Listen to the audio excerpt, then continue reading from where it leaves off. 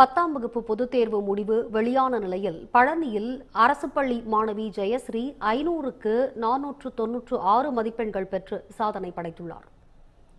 துணி வியாபாரியின் மகளான அவர் கணிதத்திலும் சமூக அறிவியலிலும் 100 மதிப்பெண்கள் பெற்றுள்ளார்.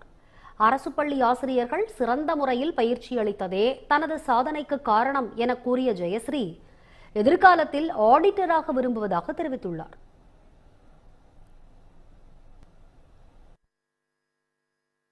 பத்தாம் வகுப்பு அரசு மகளிர் மேல்நிலைப் பள்ளியில பழனியில படிச்சிட்டு இருக்கேன்.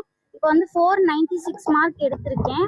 இது எங்க கவர்மெண்ட் ஸ்கூல்ல தனியார் பள்ளிகளையும் தாண்டி நல்லா சொல்லி கொடுத்து இந்த அளவுக்கு மார்க் எடுக்க வச்சிருக்காங்க.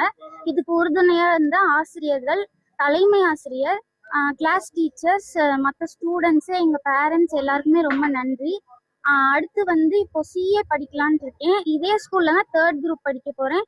எல்லா டீச்சர்ஸுமே எனக்கு நல்லா சப்போர்ட்டிவா இருந்தாங்க. என்னோட பேரண்ட்ஸும் ரொம்ப சப்போர்ட்டிவா இருந்தாங்க. தேங்க்யூ.